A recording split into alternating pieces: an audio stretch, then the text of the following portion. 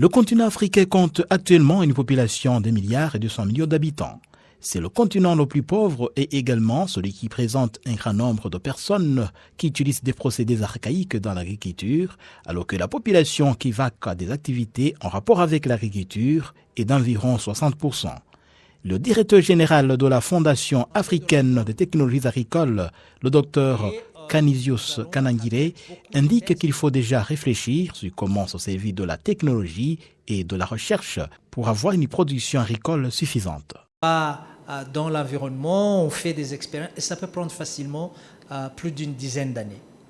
Mais c'est plus d'une dizaine d'années que le fermier perd, parce que ça peut vraiment ravager une plantation. Et c'est ça qu'on est en train d'appeler les décideurs, de considérer que ces produits ne sont pas nouveaux. Nous disons que c'est des technologies modernes. Mais ce n'est pas moderne sur le plan de l'univers, parce que nous savons que ces technologies ont commencé à être utilisées il y a à peu près 30 ans. Et ailleurs, on est en train de bénéficier de leur utilisation. La production agricole en Afrique est très faible par rapport à d'autres continents. Le directeur de l'Office de recherche au Burkina Faso, le docteur Edgar Traoré, revient sur ce que l'Afrique doit faire pour atteindre une production agricole satisfaisante. Il faut savoir qu'il y a plusieurs contraintes en agriculture. Il y a les faibles rendements qu'on a constatés dans l'agriculture africaine en général.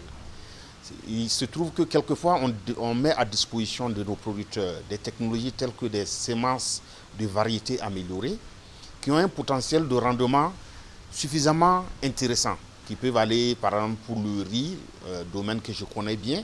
Nous avons des potentiels de rendement qui peuvent atteindre 8 tonnes à l'hectare et on est surpris de voir que dans les champs de nos producteurs, ils sont autour de 2 tonnes à l'hectare.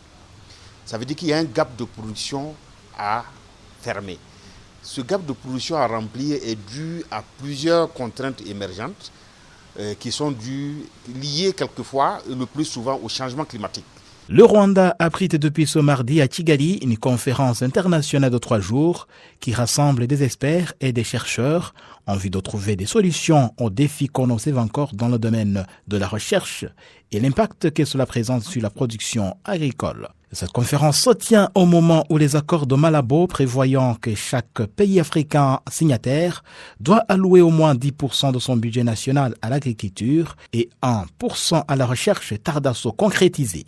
Aucun pays d'Afrique subsaharienne n'a réalisé cet objectif, alors que celui de l'Afrique est d'éradiquer définitivement la famine en 2025. Jean Damascène Manichimé pour VOA Afrique, Kigali.